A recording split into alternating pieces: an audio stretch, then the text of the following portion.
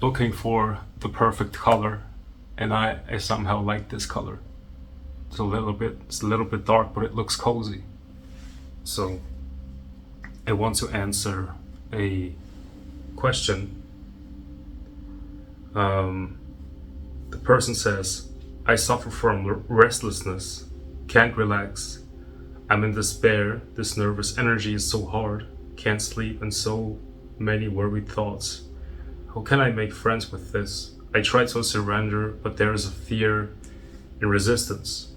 I can sit and feel it, but then it's just suffering, can't find peace in it. Why is this life so hard?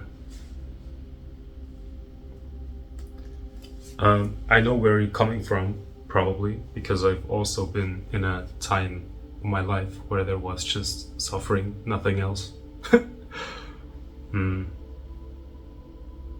think the first thing that you need to realize is that you're safe, even though it doesn't feel like that.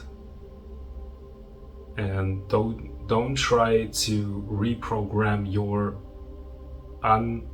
the sense that you're unsafe into a sense that you're safe. Don't, because that would be suppression.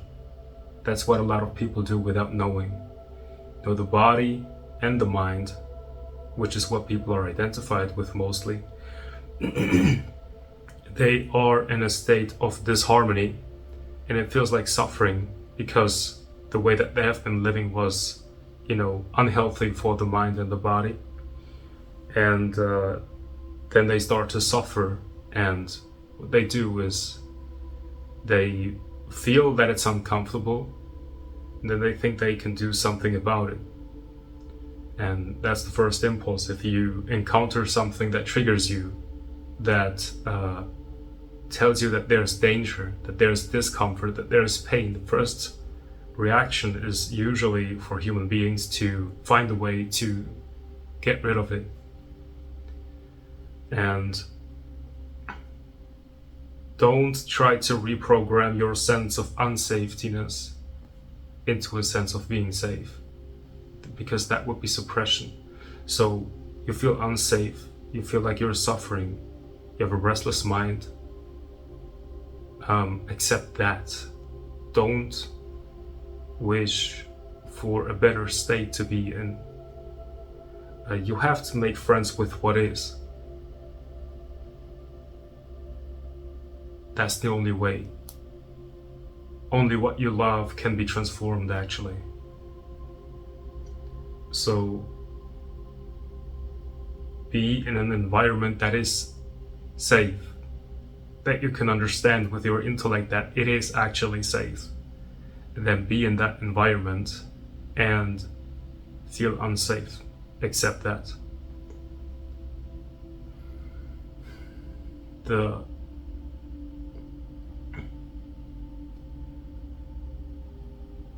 You can go back into a state of feeling safe again by being with yourself as you are.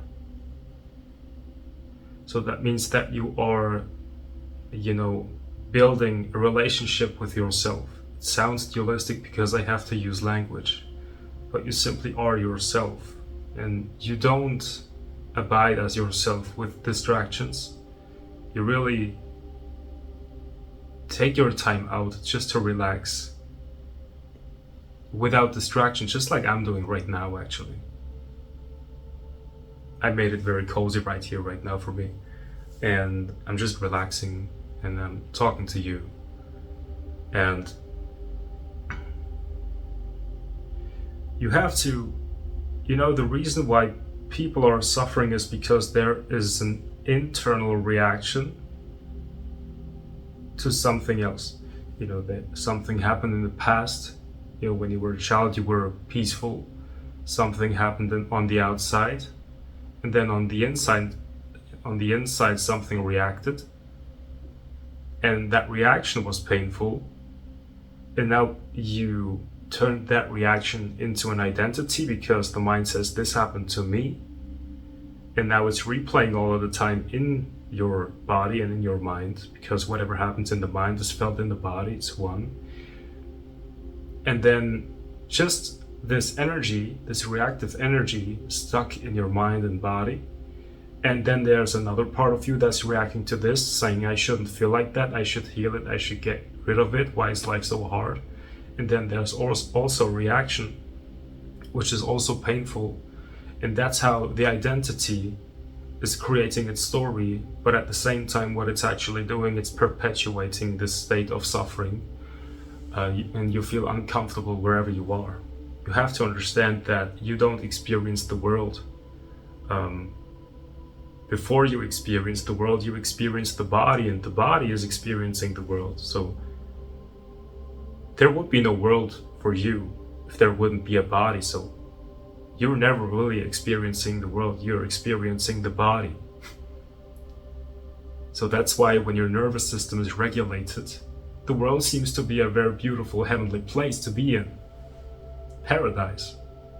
If your body feels good, then the whole universe is a loving place to be in. But if you're dysregulated, then the whole world becomes hell. Then you say life is so hard.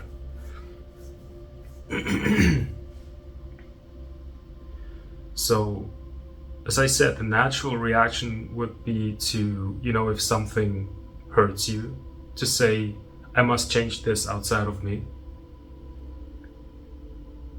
And many people are doing this, but it doesn't really work, as you may have noticed in your attempt to try and change things that trigger you.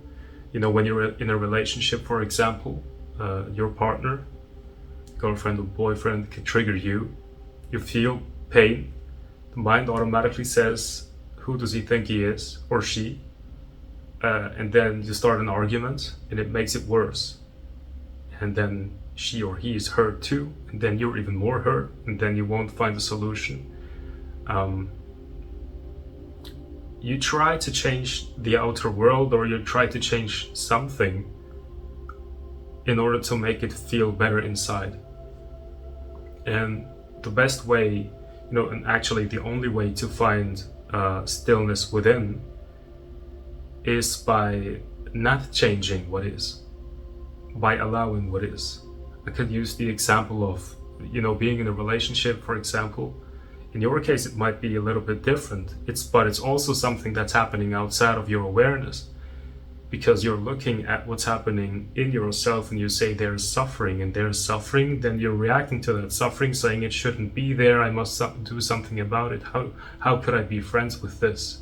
So you're responding to it in a negative way, which is the energy of resistance. If it wouldn't be just that internal feeling of suffering, let's project it outward to a relationship. Just to have an example, your partner triggers you, and instead of reacting to it and telling the partner that he or she said something wrong that he or she shouldn't have said, you just feel that and understand that this feeling is you. And actually, you're not threatened. Nothing actually happened. You're not hurt. It just feels like that because of conditioning. But you understand this person wasn't really just saying something true about me, but they were just putting out what was actually their unconscious state of being. They don't feel comfortable. That's why they're talking crap. That's why they're saying stuff that triggers you. But you don't have to take that personally anymore. And you have to have that same attitude with your internal movements. So what happens in meditation, especially if you're a beginner who is traumatized and experiences a lot of suffering in the body, you sit down, and what happens? The first thing, of course, is you feel suffering. You feel it's painful to be here. The body doesn't relax. It's just the mind is racing. And then from this point on, there's no further method. It's just how it is. And you simply stay with yourself.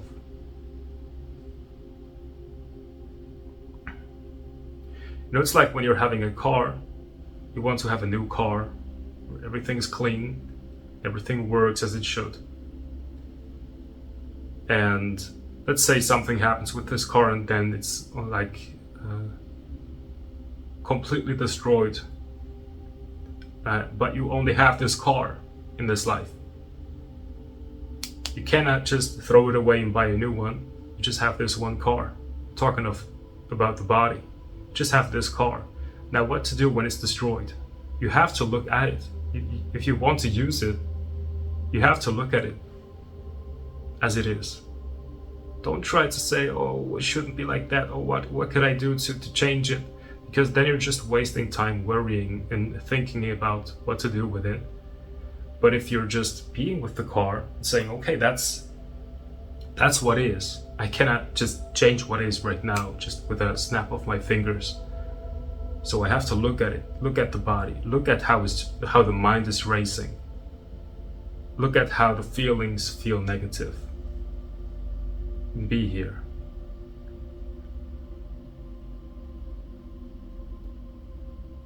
Then there might be another reaction that says, this doesn't work, it feels even worse, and that's a good sign. But maybe it's good to know that this is a good sign. If it feels even worse, that's a good sign. Because the body is kind of like a container, and it can contain negative experiences and also positive experiences. And the thing is that we don't like to let go of negative experiences, because letting go of negative experiences is exactly the same as feeling them. If you want to go deep into yourself and take the negative experience and put it out, that means that you have to become conscious of it and experience how painful it actually is. But what we do is we're like, actually, life is too short. I don't want to feel negative. I just suppress it and try to accumulate more positive experiences. That's what most people do. But if you come to a point where you have to say, my car is destroyed, I have to look at it. My emotional body is destroyed, I have to look at it. If you want to let go of the negativity, and you really have to feel it. And not just as a method. See, this is also important to understand. You often hear spiritual people say that feeling is healing. That sounds like a trick for the ego. The ego says, okay, a spiritual teacher told me if I really want to feel good and blissed out and high vibe, then I just have to feel my feelings. And then it's like a method, and I will feel my feelings every day for 30 minutes and it's going to work, hopefully. And then there's an act of the ego that says, I'm going to feel you so that you can disappear, so that I can feel good then. But you have to understand what's actually happening. Why is it even that you are going to feel good when you're feeling the feeling? Feeling the feeling doesn't mean that by feeling it, it's going to be diminished until it just goes away. It means that it's going to be understood and loved and transformed. See, that's how you become whole inside. The wound inside of you is not going to be just deleted as if it's just disappearing into nothingness. It's going to stay forever. The energy is going to stay forever. But you can transform the energy by loving it, by understanding it, by being with it, by not running away from it.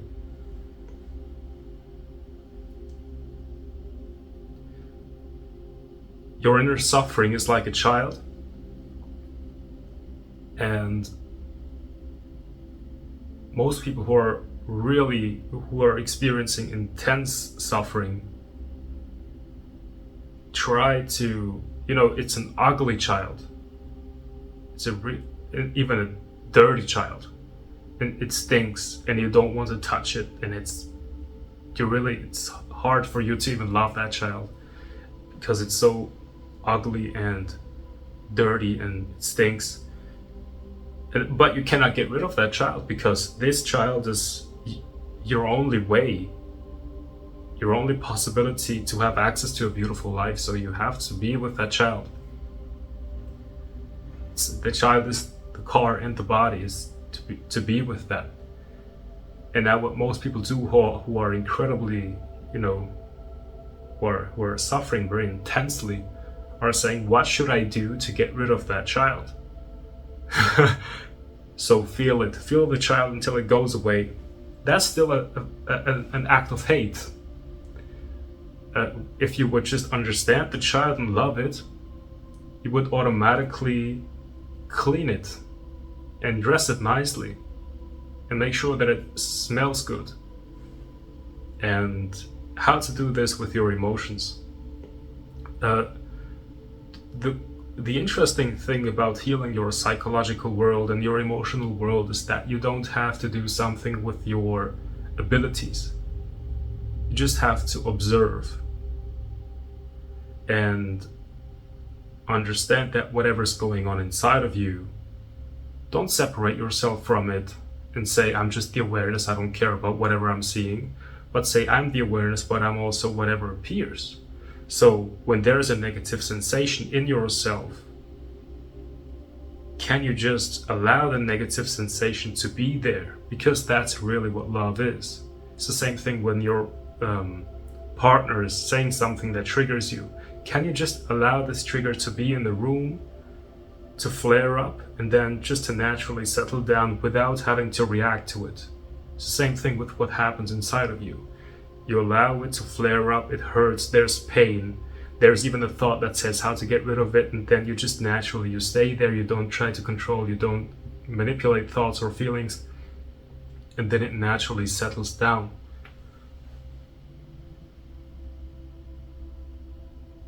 And even if it takes days, the goal is really to be comfortable with yourself again. Because when your body feels uncomfortable, you cannot change anything about the world to make yourself feel more comfortable, because you have to be comfortable in your body to perceive the world as a comfortable place to be in.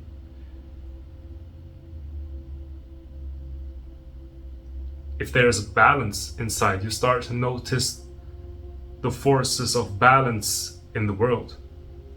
If there is chaos inside, you start to notice the forces of chaos in the world. And then you contribute to even more chaos without even knowing it. But it's the same thing with harmony. You contribute to whatever's harmonious in the world. You really just have to be with yourself and allow yourself to be as you are. So, but I know that the question is naturally going to be, but how? Because I was also like that. And I try to explain it as practical as I can.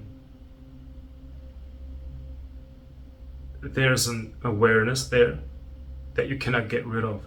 You are awareness, and you cannot get rid of that. You cannot just turn out the light of awareness, because it's looking always. Even if the mind is not focused, there's an awareness that knows that there is no focus. So that means stay aware as that. And you cannot stay aware as that. You can try to get rid of it, and then by trying to get rid of it, notice that you cannot put an effort to be aware. You are awareness. So that's just to understand that you don't have to do anything to be awareness.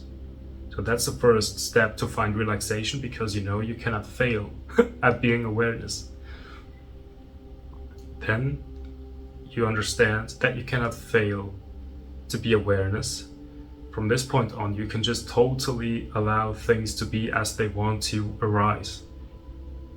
If you understand that you cannot be wrong in being awareness, you cannot do awareness wrong because you are that, you cannot get rid of it, then you can finally let go of this feeling that says, I need to control it, I need to do it right, I shouldn't do it wrong. Because you understand that everything right and wrong is allowed. Bliss and suffering is both allowed here. And what's going to happen first is that there's going to be more suffering. It's going to come up, which is a good thing, right? I was talking about this. It's a good thing that, because you want to get rid of it, right? You want to heal it, you want to look at it, not rid of it really, but you want to look at it and integrate it and understand it and love it and make it clean so that it, and also make sure that it's dressed well and make sure that it smells nice. So you have to look at it, and it's going to come up. And then you can show compassion and say, I don't want to get rid of you. You're part of life also.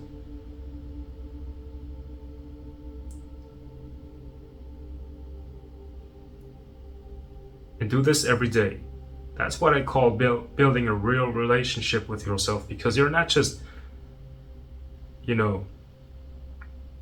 not just a superficial relationship with yourself where you know what you like to do, what your hobbies are, what kind of food you like most. It's a more deep relationship with yourself. You know your deepest reactions, your deepest fears,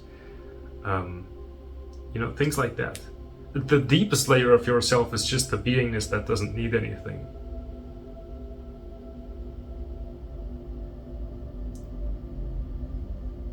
It's going to come up. The negativity is going to come up, and you can celebrate that. Because it shows, it's just like when your muscles hurt after a workout.